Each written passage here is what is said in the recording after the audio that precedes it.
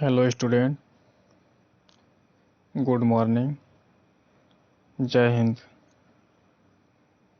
आपका स्वागत है आपके YouTube channel Ansar GS centre में। कैसे हैं आप सभी?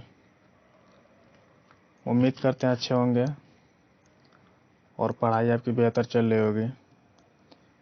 तो देखिए, काफ़ी दिनों से हम कह रहे थे कि आपका करंट अफेयर्स डेली आएगा, तो वो भी दिन समाप्त हो गया।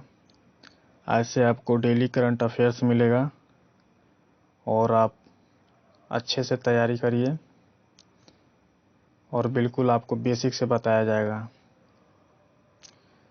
तो आइए, आज है 22 अगस्त और चलिए अपने करंट अफेयर्स की तरफ चलते हैं और देखते हैं अपना पहला क्वेश्चन। ये रहा आपका पहला क्वेश्चन। पीएम मोदी ने सोमनाथ में कई परियोजनाओं का उद्घाटन किया, यह किस राज्य में है? तो बताइए, सोमनाथ किस राज्य में है? तो आप सबको पता होगा कि यह गुजरात में है। तो इसका ऑप्शन सही होगा, ऑप्शन नंबर सी, गुजरात। अब आइए, इस परियोजना से लाभ क्या है, किसके लिए है, उसके बारे में जानते हैं। तो देखिए, पहली बात तो ये वीडियो कॉन्फ्रेंसिंग के माध्यम से इसका उद्घाटन किए मोदी जी। सिर्फ इसमें मोदी जी नहीं, गृह मंत्री अमित शाह और राज्य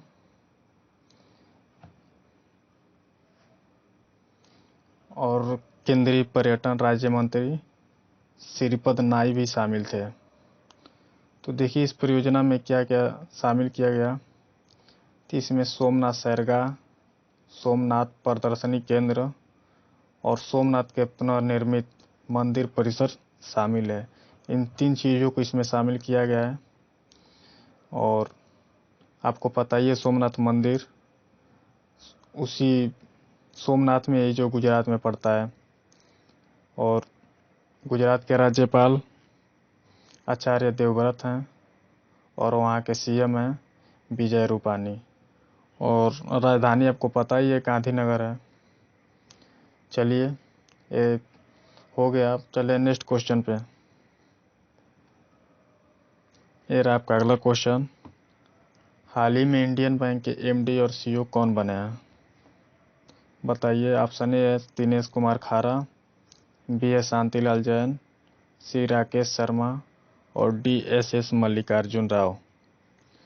तो इसका ऑप्शन सही होगा, option number B, Shantilal Jain ने इंडियन बैंक के एमडी और सीईओ बने हैं। तो इसका ऑप्शन बी सही हो जाएगा। और दिनेश कुमार खारा, आपको पता है एसबीआई के एमडी और सीईओ हैं दिनेश कुमार खारा। और राकेश शर्मा तो आईडीबीआई जो बैंक है उसके सीईओ हैं। और S Mallikarjun Rao Punjab national bank के सीईओ हैं। तो ये सभी बातें आप याद रखिएगा। चलिए अब नेक्स्ट क्वेश्चन पे चलते हैं। ये रहा आपका अगला क्वेश्चन। हाल ही में किस बैंक ने neo collections digital repayment platform launch किया है? बताइए। Neo collections, option A Bharatiya state bank, B Indian bank, Kotak Mahindra bank, Punjab national bank. तो इसका ऑप्शन सी सही होगा। महिंद्रा कोटक बैंक ने अभी हाल ही में इसको लॉन्च किया है। तो इसका ऑप्शन सी सही है। अब महिंद्रा कोटक बैंक, अब बताइए, इसके सीईओ हैं उदय कोटक। इसकी स्थापना 2003 में हुई थी और इसका हेडक्वार्टर है मुंबई में। अब आइए, इसका उद्देश्य क्या है नियो कलेक्शंस का। तो देखिए, एक ग्राहकों के लिए बकाया ऋणों के जो पुनर्भुगतान को अधिक सुविधाजनक बनाएगा। यह आर्टिफिशियल इंटेलिजेंस और मशीन लर्निंग द्वारा संचालित किया गया है, जिससे ग्राहक सहज से पुनर्भुगतान और जैसे प्लेटफॉर्म के माध्यम से अपने बकाया का प्रबंध अपने दम पर कर सकते हैं।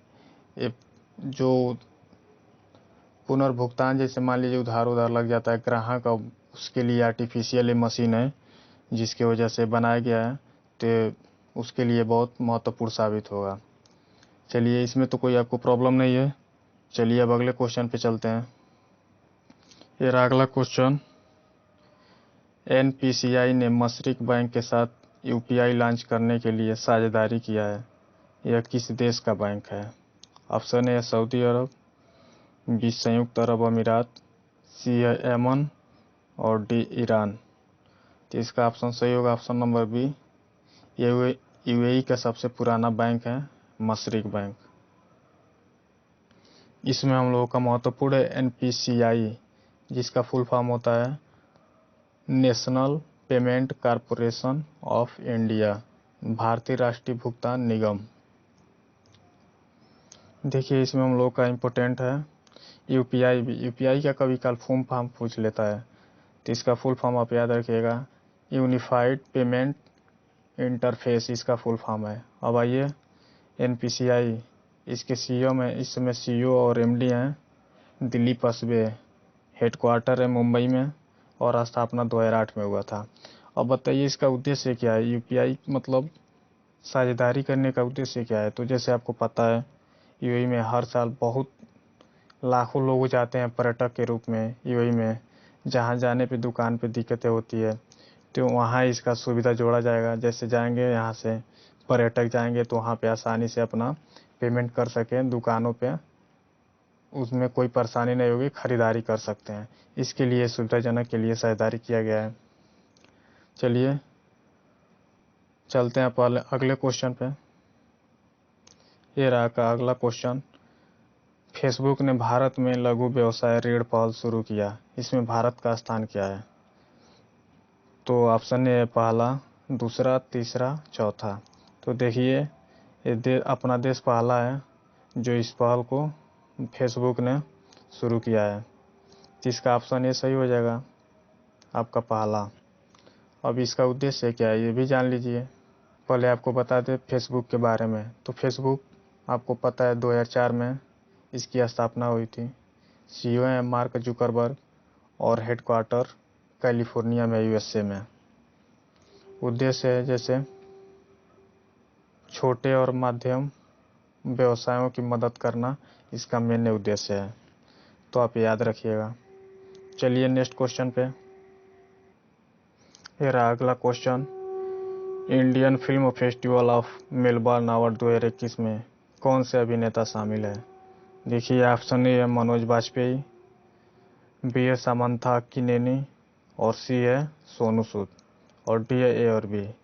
इसे याद रखिएगा, ये 2021 में इसमें शामिल मनोज बाजपेयी और सामंथा किनेनी है। तो इसका ऑप्शन डी सही हो जाएगा, ए और बी। अब इसके बारे में जान लीजिए कौन से फिल्म था। तो द फैमिली मैन 2 के लिए इन दोनों को, देखिए इसमें कई भारतीय शामिल है पर ये दोनों महत्वपूर्ण है, आपको इन दोनों के बारे में याद रखना है और इसमें कुछ बताने वाली बात नहीं है। चलिए अगले क्वेश्चन पे चलते हैं। ये रहा अगला क्वेश्चन। हुरून ग्लोबल 500 मूल्यवान कंपनियों की सूची 2021 में सबसे ऊपर कौन सी कंपनी रही? ऑप्शन ए है एप्पल, बी है माइक्रोसॉफ्ट, सी है अमेजन और डी है अल्फ़ाबेट। इसमें याद रखिएगा ऑप्शन ए सही है अल्फ़ाबेट एप्पल, और दूसरे पे है माइक्रोसॉफ्ट, तीसरे पे अमेजन और चौथा पे अल्फ़ाबेट। और भारत इसमें 12 कंपनियों के साथ 9वें स्थान पर है। चलिए अगले क्वेश्चन पे चलते हैं। ये रहा अगला क्वेश्चन। भारत में 19 से 25 अगस्त तक संस्कृत सप्ताह मनाया जाता है, 2021 में कब मनाया जाएगा? तो ऑप्शन है 21 अगस्त, बी है 20 अगस्त, सी है 19 अगस्त और डी है 22 अगस्त। तो इसे आप लोग याद रखिएगा, ये 22 अगस्त को मनाया जाएगा, आज ही के दिन मनाया जाएगा। अब क्यों ये कब मनाना इसको मतलब कब शुरू किया गया और क्यों मनाया जाता है इसके बारे में जान लीजिए। तो यह हर दिन श्रावण महीने के पूर्णिमा के दिन मनाया जाता है, जो प्रत्येक वर्ष रक्षाबंधन के अवसर को भी चिन्हित करता है। आप इसे याद रखिएगा। और देखिए संस्कृत दिवस सबसे पहली बार 1969 में भारत सरकार द्वारा रक्षाबंधन के अवसर पर घोषित किया गया था। तो इसीलिए वेरी वेरी मोस्ट इम्पोर्टेंट हो जाता है, आप इसे याद रखिएगा। और आपको पता है आज रक्षाबंधन है, तो रक्षाबंधन के आपको सभी को हार्दिक शुभकामनाएं। आप अच्छे से रक्षाबंधन मनाइए। चलिए अब अगले क्वेश्चन पे चलते हैं। ये रहा आपका अगला क्वेश्चन। आतंकवाद के पीड़ितों को अंतर्राष्ट्रीय स्मरण और श्रद्धांजलि दिवस कब मनाया जाता है? तो ऑप्शन ए 21 अगस्त, बी है 20 अगस्त, सी है 19 अगस्त और डी है 22 अगस्त।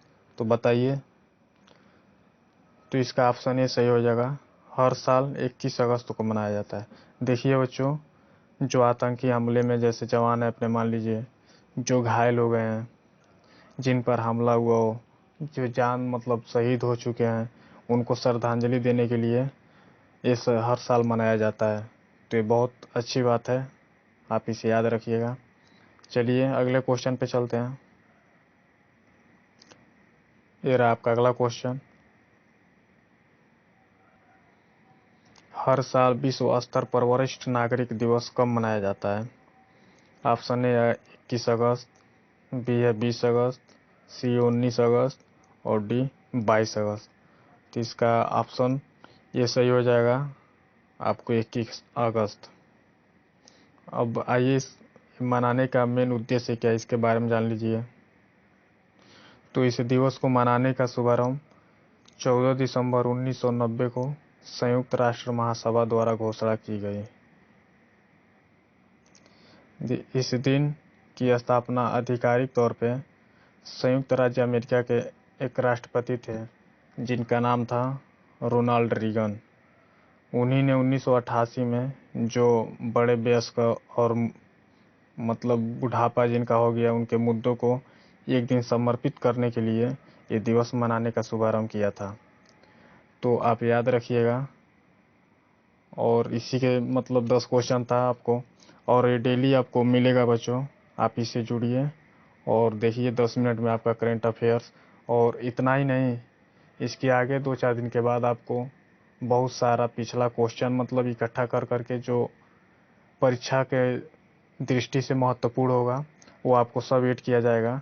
ये तो आपका पहला करंट अफेयर्स का क्लास है, तो सब हर एक चीज़ें आपको बताई जाएगी और बिल्कुल विस्तार से। आए तो सिर्फ आपका स्टार्ट हुआ है, अब आगे देखिए। तो चलिए इसी से अब फिर अगले दिन मिलते हैं। तब तक के लिए जय हिंद बच्चों।